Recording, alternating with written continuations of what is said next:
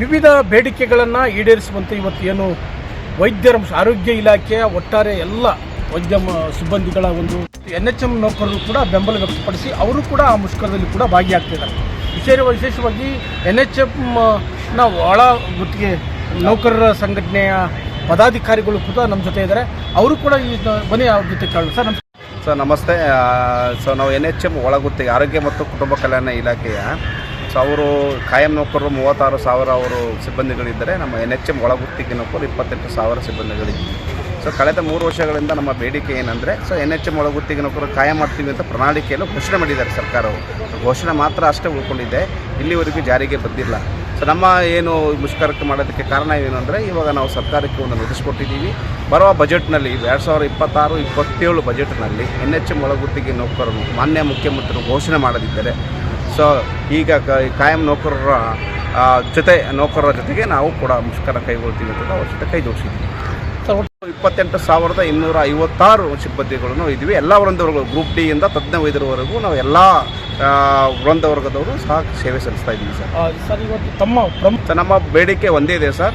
ಬಹಳಷ್ಟು ವರ್ಷಗಳಿಂದ ಅದು ಹಾಗೇ ಇದೆ. ಬಂದಿರುವಂಥ ಸರ್ಕಾರಗಳನ್ನು ನಮಗೆ ಆಶ್ವಾಸನೆ ಕೊಡ್ತಾರೆ, ಈಡೇರಿಕೆ ಮಾಡೋದಿಲ್ಲ. ಬಟ್ ಈ ಸರ್ಕಾರವು ಇವಾಗ ಏನು ಪ್ರಸ್ತುತ ಉಪಮುಖ್ಯಮಂತ್ರಿ ಇದ್ದಾರೆ ಮತ್ತು ಆರೋಗ್ಯ ಸಚಿವರು ಇದ್ದಾರೆ, ಅವರೇ ನಮ್ಮ ವೇದಿಕೆ ಬಂದುಬಿಟ್ಟು ನಮ್ಮ ಸರ್ಕಾರ ಬಂದ ಮೇಲೆ ನಿಮ್ಮನ್ನು NHM ಒಳಗುತ್ತಿಗೆ ನೌಕರನ್ನು ಕಾಯಂ ಮಾಡುತ್ತೇವೆ ಅಂತ ಹೇಳಿದರು. ಅವರು ಎಷ್ಟು ಕಾಲಗಂಟೆ ಅಂದರೆ 1 ಗಂಟೆ 2 ಗಂಟೆ ನಮ್ಮ ವೇದಿಕೆಯಲ್ಲಿ ಕೂತ್ಕೊಂಡು ಸಿಬ್ಬಂದಿ ಈ ಆರೋಗ್ಯ ಇಲಾಖೆ ಒಂದು ಉತ್ತಮವಾದಂಥ ಇಲಾಖೆ.